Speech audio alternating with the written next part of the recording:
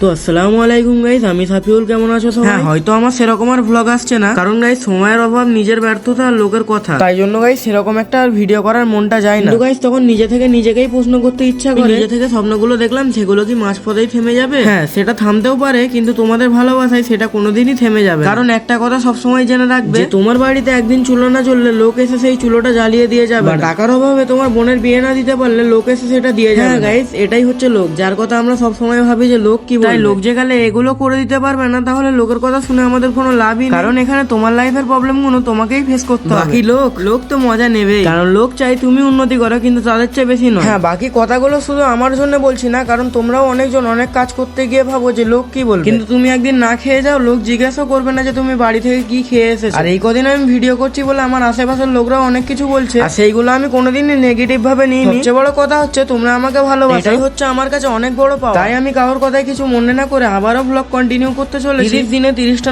নতুন ব্লগ আনা, আর আশা করছি তোমরা আমাকে যা ভালোবাসা দিচ্ছ তোমরা এইভাবে ভালোবাসা দিতে থাকবে। আর হ্যাঁ, আমার আর আলমগীরের কমেডি গুলো কি তোমাদের ভালো লাগছে? অবশ্যই তোমরা কমেন্টে জানাবে, আমি আরো ওরকম ভিডিও দেওয়ার চেষ্টা করবো। আর হ্যাঁ, যদি রোজই আমার ভিডিও দেখতে যাও তাহলে ছোট ভাই হিসেবে ফলো এবং সাবস্ক্রাইব করে দেবে। বড় হওয়ার স্বপ্ন তো আমারও অনেক আগে থেকেই আছে, আর এই স্বপ্নটা আশা করি আমি পূরণ করেই ছাড়বো। আর তোমাদেরও মনে যেটা করার ইচ্ছা আছে সেটা তোমরা নির্দ্বিধায় শুরু করতে পারো, এটা চিন্তা করা ছাড়া যে লোক কি বলবে। শুরু করো, আর কমেন্টে আমায় নিশ্চয়ই জানাবে, আমি তোমাদেরকে ফুল সাপোর্ট করবো। যেটা বুঝতে পারবে না সেটা আমাকে কমেন্ট করবে, আমি তোমাদেরকে অনেকটাই সাপোর্ট করবো। আর এই চিন্তাটাই পুরোপুরি মাথা থেকে সরাতে হবে যে লোক কি বলবে।